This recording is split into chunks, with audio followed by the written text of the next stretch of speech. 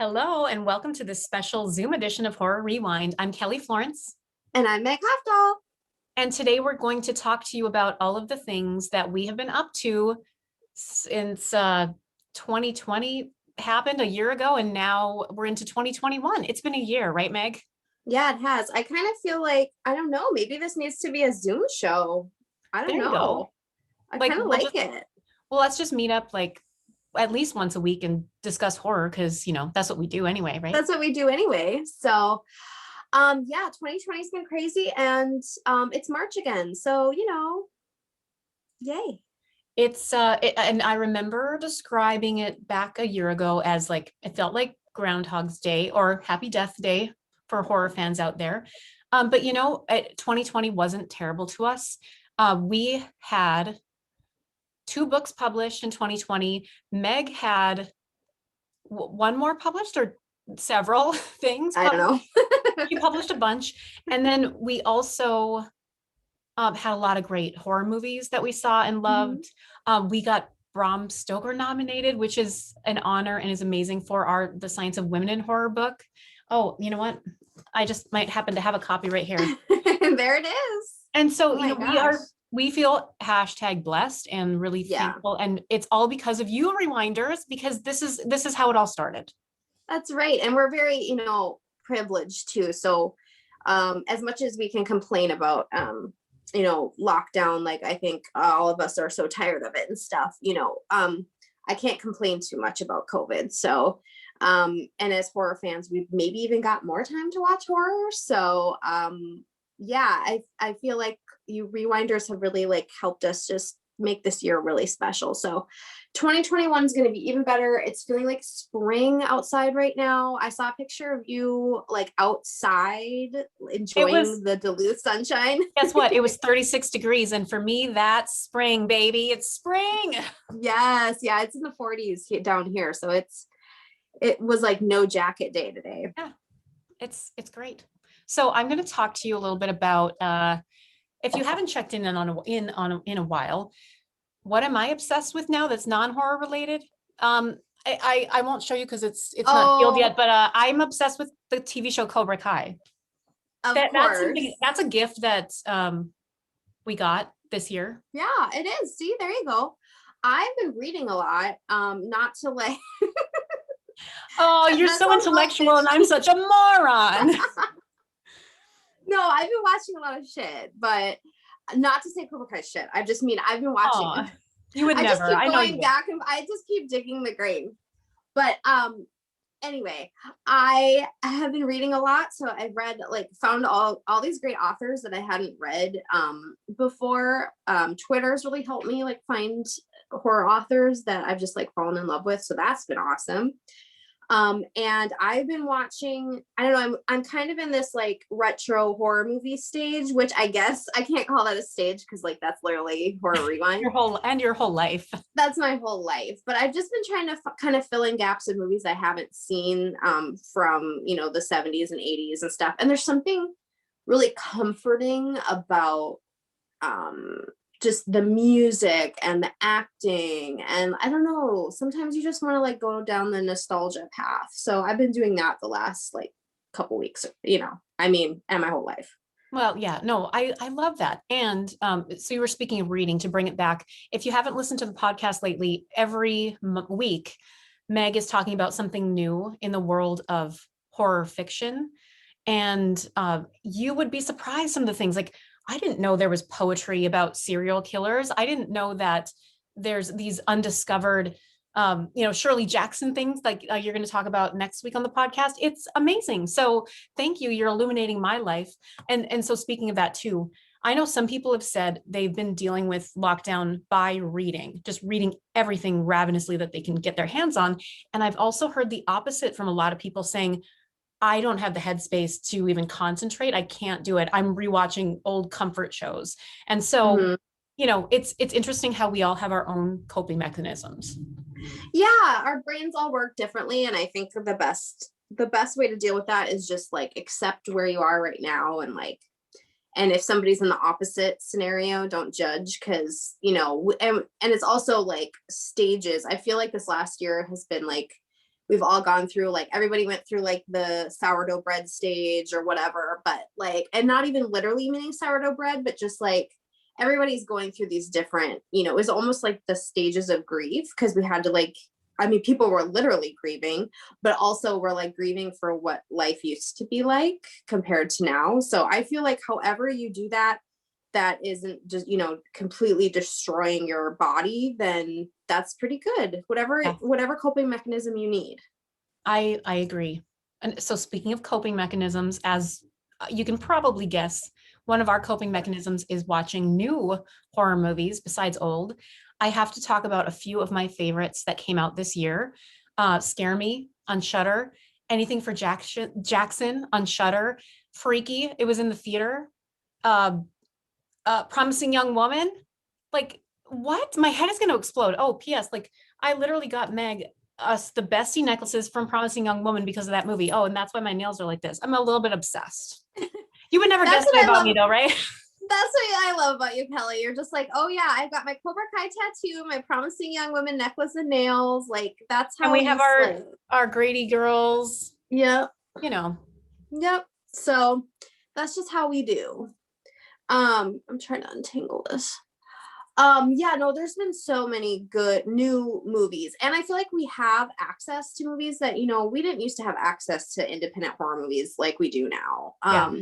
So I'm thankful of all, not just Shudder, but other streaming services for like bringing movies to our attention, like that we would have never seen, and maybe wouldn't have even gotten produced without these streaming services. So there's so many to name. Like somebody yesterday, I've seen a couple times, people are like, I just got on Shudder, what should I watch? It's like everything. I try to give suggestions, but there's so many good things. I mean, we are spoiled. It's a good problem to have, truly. Mm-hmm.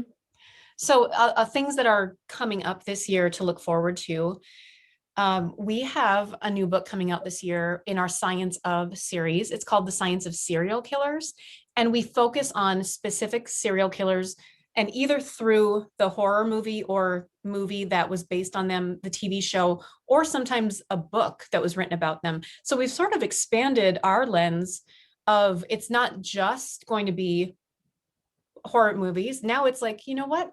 Let's look a little further. And I think it's fascinating. Yeah, I mean, it's no secret that I really like true crime. And there was that sketch on SNL the other day. I watched that, and so it's funny. Like, I mean, it's no secret that many people, particularly women, it seems, are really fascinated by true crime. So I'm excited to hear what people think of our book, because we tried to really take it in a new way and sort of, it's just hard to do. There's so many true crime books and movies and all those things, but I think we really have a unique book. And, we explore things that I don't think a lot of books do. So I'm very excited about it. And I just think that people who either know a lot about serial killers or like nothing will all appreciate our book. Absolutely. And we interview so many interesting people that maybe people haven't heard from before or about these topics that we're exploring. And it's definitely a different way, a different look into the science behind these serial killers. And I know we've said this on other platforms, but just know we are not putting these guys on pedestals. I had a hard time not ending every chapter with, in conclusion, this guy was an asshole. So they are all assholes. And so we certainly aren't writing like us into like Ted Bundy fan fiction or anything.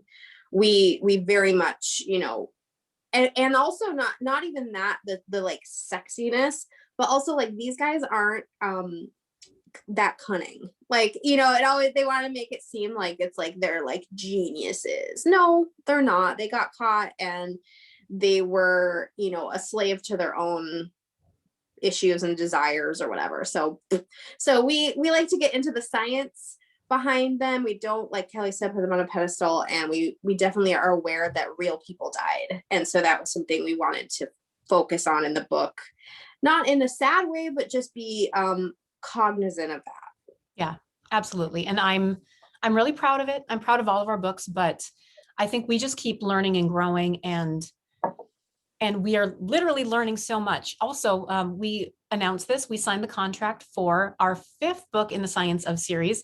It's going to be dun dun dun, the Science of Witchcraft. I'm so excited. Yay! I know, like, I don't even know what to do. I think what I'm most excited about is the learning. Like, I have so much to learn about witches and witchcraft, and like I need to turn myself into a witch. So I have a lot to do. We, in the past 3 days, I think we've already doubled and then tripled and then quadrupled all our knowledge just in the past 3 days of the little bit of work we've been doing every day. So It's such a what I'm finding just at the very like tip of everything is it's such a feminist, female driven movement. Whatever you believe, and that doesn't even matter. It's about females coming together, and like that's our favorite topic. So yeah. I'm really excited. Yeah. And we are going to be interviewing some really fascinating, wonderful people for this book as well. So stay tuned. And we've gotten so much, as soon as we announced, we had so many DMs of people being like, this is who you need to talk to, or do you want to talk to me because of this? And we're like, wow. Yeah. I think it's going to be, it's going to be hard to not interview everybody for this book. So yeah, it could be like 1,000-pager, but it won't.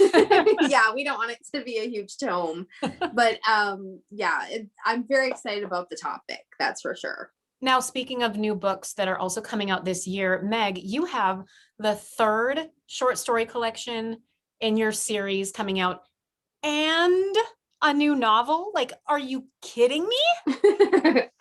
Yeah, so I don't know when I sleep, but you know what? It's like, well, it's not Blair Witch. It's a Paranormal Activity style. You're just like wandering around during the night, like on night vision cameras, like writing. I think I've solved it. That's what or it I'm is. like Samara when the clock's just going like that, Yeah. Either way, I'm terrified, but I'm also like enthralled. It's for good. But I have my short story collection coming out, Twisted Reveries 3, and I decided to do all the stories. There were a couple times during it I was like, why did I do this to myself? But I decided to do all the stories. Basically, I think one is during World War II, but that's the most recent one. They're all before World War II. So what was your favorite era to write in, and what was the most difficult era to write in? Oh, that's a good question. I think the most difficult era to write in is like I wrote in like the 1700s, and the further back you get, the more you sort of second guess your dialogue and things like that. So that could be kind of tricky. I try to do, research as best I can. And I've written time, period pieces before. So I know a little bit about it, but that's definitely hard. And then my most favorite, probably the ones where I learned. So like I wrote one story during a suffragette parade in Chicago, and it was one that really happened. And so I got to do research about it. And like that day, it was this torrential downpour, and these women didn't let that stop them. And they all walked in this parade. And I just have chills right now. And it's just like, this amazing movement that they were involved in. And like, they don't even know right now that Kamala Harris is vice president, and that was happening while I was writing it. Like she was being, and so I don't know, that was really cool. I like when I can do that kind of research into things I actually find fascinating in history, I love that. And yeah, that story reminds me of one of the last trips I took was last January to visit friends in Philadelphia and then New York City. And there was a women's parade happening the day that we were in NYC. And we were walking to Moulin Rouge, and we walked through the parade, and it was again a downpour. But you know what? Everyone's out there having a great time. Like, you know what? Nothing is stopping us. And I just felt this visceral energy, and it's all, you know what, friends, the earth is healing. We're going to be okay. Yeah. 2021, we're all turning it around. It's going to be okay. No, I'm very positive. I feel like there are a lot of not so great people out there, but I feel like there are more decent people who'd stand out in the rain like that for their cause, so Yeah. Now, yeah. tell us, you have to also give us a hint about this new novel because you haven't talked about it. I mean, you've talked about it, but not yet on Well, this interview. yeah. What can you say? I can say that I still have a lot of editing to do on it.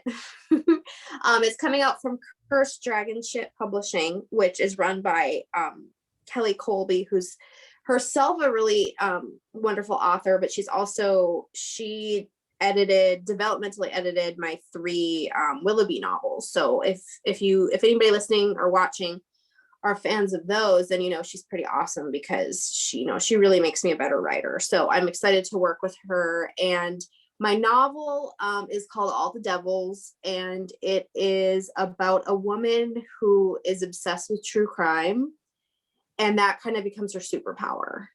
And that's all I'll say. I love it. So we during the month of February, we replayed old Horror Rewind episodes, and in one of them, I can't remember which one now, you talked about you joked, you're like, I don't need an editor, but you're like, actually my editor's amazing. So that just reminded me. Yeah. Anybody who thinks they can get through life without an editor is wrong. So I know. sorry, you and are. guess what? Like, as Lizzo says, truth hurts, but you have to, they make you better. Like constructive criticism is real, people. And I'm a teacher, like I teach public speaking, and I have to tell you how to improve. So I'm sorry. I know it's not always positive, not always, doesn't always feel good, but I'm trying to make it better. And so are editors. I know. And at the same time, though, remember that sometimes editors won't gel with your personality. So it's okay to be like, this editor I'm not sure about. I'm gonna go over here and see what this person says. And like that, I think that's okay too, because sometimes people only read romance, and then you give them a horror novel and they're like, what is this? And that reminds me too, like also you need to gel with your therapist. Find a therapist who gets you and isn't trying to change. Well, you know what I'm saying. You cannot only gel trying with to change the things that you want to change too. Oh, therapy. So on that note, Meg, what are you excited for that's coming Am I in up therapy? now? Oh. Tell me, wait, I need to know, because I don't know if I have actually asked you this. Did you watch The Walking Dead premiere the other night? No. I'm sorry. I'm going to, but okay. I know when you have to wait for your husband, it takes a year. I know. It is. That's like the one show we watched together. So I'll probably watch it like next June or something. But give me one word. I'm going to give you 2, and their character names. Let's just say this. The thing that made me smile in a devious way is Negan. And you would never believe ever that I would have gone on this journey, and you convinced me, Meg. You're like, just give it a try. Like, I promise you're not going to hate him always. I'm like, I hate him. And you're like, give it a try. And P.S., I'm the biggest Negan fan now. The other word I'm going to say, and Meg, you'll know if you remember, is Herschel. Oh, I want to see a little Herschel. Oh, cute. Okay, so I'm excited. Those are the opposite ends of the spectrum. It's like sexuality versus childhood. How you feel about one and how you feel about the other. I contain, what's the word? Multitudes. Yes, I contain multitudes. I have levels, okay? I can have both at the same time. So tell me what you're looking forward to this year is what I mean. In Walking Dead or just in general? No, just in general. Looking forward to, first I'll start with books. I'm looking forward to, one book that just came out this week that I haven't got my hands on yet from Stephen King called Later. And then there's another book called Billy Summers coming out that I'm really excited about. My Heart is a Chainsaw by Stephen Graham Jones. I'm really excited for. There's a bunch of books, but those are the Richard Chismar has a new one too, right? Oh yes, the Boogeyman. Chasing the Boogeyman. I'm really excited for that one too. Yeah. So that's just like off the top of my head. That was all men though. I need to. Oh, Meg, do better. Yeah, I'm sorry. No. I'm gonna do better. Okay. And Also then into, I think it's, no, maybe it was another episode. I'm just gonna drag my husband for a second. I please. don't remember what episode it's in, but I was like, Mark, you're so binary. Yeah, it already aired. It was about what It Follows. Never mind. Oh, So he is though, Oh, I was gonna say, oh, the thing that I was the thing I was most excited about in horror for 2020 was Candyman. So oh, the I thing I'm know. most excited for 2021 is Candyman again. Fingers crossed that we get to see it. And yes, I I know. agree. I'll watch it wherever I'm told to watch it. Like I Oh, just want to see it. I mean, not to have really huge expectations, but I kind of do because I just really want to see it. I know. But there are also Werewolves Within, the Josh Rubin movie. I love werewolves, and so I'm excited about that. I Oh love yeah, that's Scare coming Me. out in June. Like that's That's coming out in exciting. June. Yeah, and And then hopefully, guess what? Biden announced today that we're all going to be vaccinated by May, so we might be able to see in the we might theater. we might go to the theater. Yeah, so that's exciting. I know he did announce that, so that was like a promise, right? Yeah, no take backsies. No takey backs. No. Okay, what else? I don't know. I mean, there's so many great things. I'm probably blanking on. I think through the pandemic I've learned to like, you know, go with the flow a little bit Yeah, more. I know. And I'm like, not expecting things to actually follow through. yeah, So yeah, if it comes out or it happens, bonus.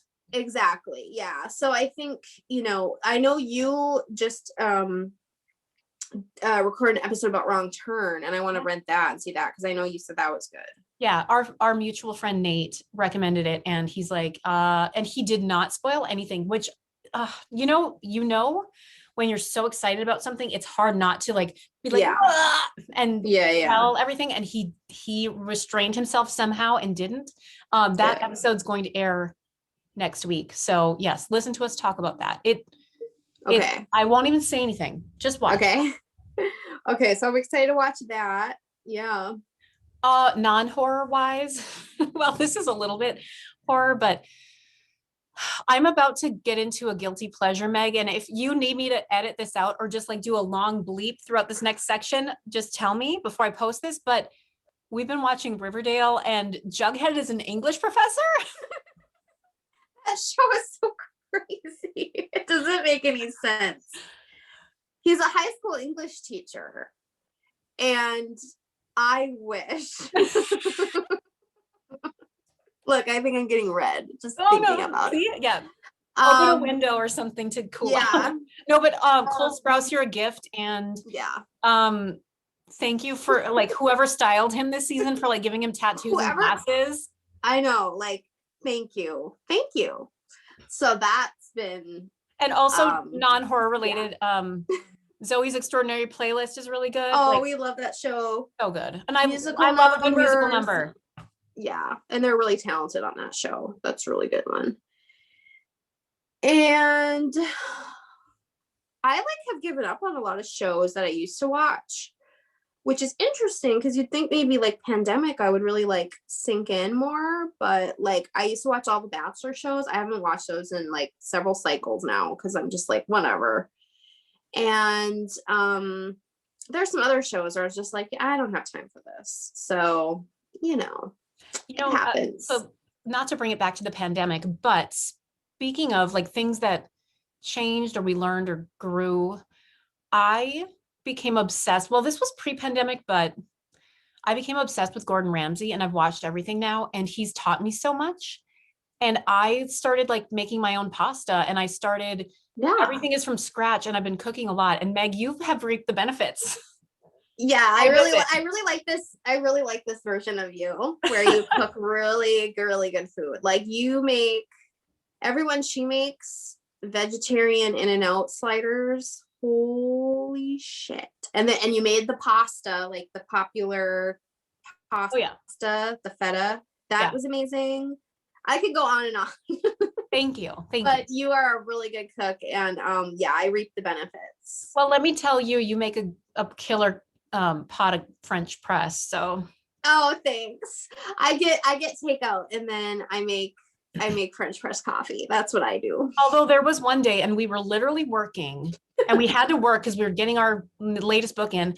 And Meg's husband made us a thing of French press and he put in like triple or I quadruple didn't the know. amount. We And we were were like buzzing like moths. yeah, it was bad. I was like, don't ever, ever. Remember I said it's supposed to be like a tablespoon per cup. And he's like, a tablespoon? That's yeah. So we were flying off the walls. So let's not do that again. And I remember like feeling physically hot, like I had to take my Yeah. sweater off and I had to pace. I've never felt that way. I mean, maybe I had like a Red Bull, you know, like when those were popular 2 decades ago. Who Mhm. knows now? It doesn't matter. Yeah, I know. But I know. God. I have a side part, so apparently I'm old. Well, guess what? I do too. And I have pictures of me. It was our when we went to Crypticon right after I got my tattoo, and I was doing the middle part because I'm like, oh, people like this, and I'm like, the middle part looks like crap. Really? I don't know. I don't like it. And then this whole skinny jean thing, like I don't know if people don't like skinny jeans, but I love skinny jeans, so I'm not ready to let that go yet. And if that makes me an old lady, I don't care. I'm just Listen, old then. tune in or listen to Horror Rewind for the latest takes on fashion. I'm definitely all about the fashion. Although, you know what? It like the past 3 days, I've had like different appointments or had to go get groceries or go to the post office. And every single day, someone's like, wow, you're fashionable. They literally said that to me. I guess. Well, it's you just like, are. You oh, are. thanks. No, You always have nice clothes and jackets and shoes and all that. it's been about my winter coat is like, it's very dramatic. I'll post Yeah, a no. picture of it, friends, but No, I it looks good. I can't think of the character name now from Watchmen, like because I'm wearing a mask and Oh, right. thing, Yeah, like I just yeah, feel yeah. powerful. Yeah. Yes. No, I drive you nuts because you're like, what are you gonna wear for this? And I'm like, I don't know until literally 5 minutes beforehand. So I'm like, Meg, do you need me to order you something? I'm like, I don't know, don't worry about it. It'll be fine. I'm a planner. I know. But that's fun stuff to plan about, I suppose. So there are people, and speaking of this, and I teach about this in my classes, there are people who will plan a trip and know exactly what they're going to do every day and where they're going to go and how much everything's going to cost. And then there are people who are just like, go with the flow. And if you are the opposite and you go on a trip together, you'll drive each other nuts. Thankfully, Meg, I think you and I are neither of those extremes. I think we're more in the middle. Like we'll plan ahead enough to like know where the rental car is, but we won't be like, well, we have to do this, this, and this. We'll just be like, you know what? We'll see what we feel like. And I think that's cool. Yeah, we travel well together, even Yeah. though we do have those like personality differences. I think you're right. I think with traveling, we are on the same page. And that, friends, we're just teaching. We're constantly teaching. You're constantly learning.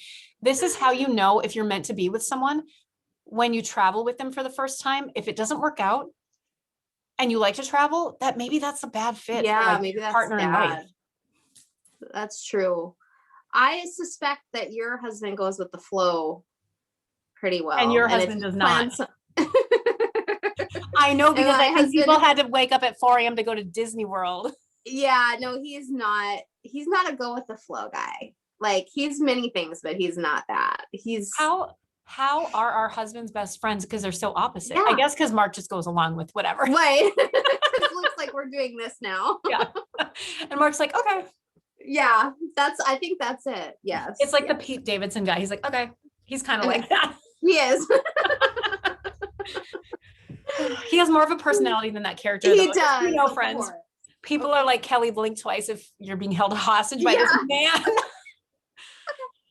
Okay. Okay, I wanted to talk about some of the old movies I watched. Please. I watched movies I hadn't seen. So I watched the David Cronenberg movie, The Brood, which is... I'm looking it up right now. I just need to see. I think you should watch it. Where did you watch it? HBO Max. Oh. It's got a really good payoff at the end. And Cookie, do you want to come on? And here, Cookie. It's one of my favorite things is it's Canadian and it actually takes place in Canada. So I was just like, oh, oh. Yeah. When they You had were the like Leo Leonardo gif. Materials. Yeah, I was the Leo DiCaprio. I'm like, because you know a lot of things are filmed there, but they don't take place there. So that was just a little thing that I liked. But yeah, it was good. It's creepy. I would definitely recommend it. And then I also watched Night of the Demons. Have you done an episode on that? No, we Okay. should. Yeah, We we want should. It's definitely a lot of like male gaze, but it was also really cool. So it's like a lot of 80s movies where it's like, oh wow, there's more movies and stuff, but they're also really cool things. So it's tough, you know. I'm gonna interject and you rewatched the remake of what is it? Valentine's Day, what's it called? Oh, My Bloody Valentine? yes. There's we the watched longest that scene of a one. naked woman in the history of film. That was so uncalled for. I don't remember that in the first. I mean, I See, because it happened, we didn't know back then. We were just like, okay, it's a horror movie, so I mean, this is what to expect. like she's so naked for so long. Like it's just too much. It's too much. I didn't like that. That movie's Sorry not to great. interject. Okay, no, but anyway, but yeah, Night of the Demons is fun. And I asked some people on Twitter the other day if I should watch the remake, and I kind of got I saw that, so yeah. And then last night I watched Asylum, which was like perfect British anthology horror. It's like it was written by Robert Bloch, who wrote Psycho, so that was kind of interesting. Oh, And it's like I love anthologies, so it's like this guy goes and he like talks to 4 different asylum patients, one of them being Charlotte Rampling, who's like gorgeous and talented. But anyway, so that was kind of interesting, and I would recommend that if you just want like a nice 70s anthology that's like kind of quiet and just makes you feel nostalgic, but like nothing's gonna make you be like, oh my god. Oh, and you know what else I watched? It's twice now, and I'll be watching it for a third time. Yeah. I already know. It's a spoiler. Yes. And I loved it. So I didn't know what I was gonna think, but I loved it. So I told your son, because he's a rock lover, like I'm like, pay attention to the soundtrack. Did he? yes, Is he downloading Goblin stuff now? He should be. I'm gonna remind him of that. But yeah, no, he really loved the soundtrack, and so we'll be watching it again tomorrow. Tomorrow night. Nice. So he loved it. I told him when he wanted to close his eyes, like, you know, this part might be, and he did. Because he kind of likes a little warning about that, but no, he absolutely loved it. So I love it. You know, sorry, did you have more that you were wanting to bring up? no, I think that's kind of that's been in the last like couple weeks. That's awesome. I watched something. I'm so sorry that I didn't watch when it came out, but I'm like, I think I need to watch this. I watched Insidious for the first time. Oh yeah. And I had gone, like a friend texted me and was like, hey, do you want to go see Insidious 2 tonight in the theater? It's premiering. And I'm like, yes. And I hadn't seen the first one, but I didn't let on. I'm like, of course I'll go to the theater. Cause you know, back in the day, if you could go to a movie, let's go.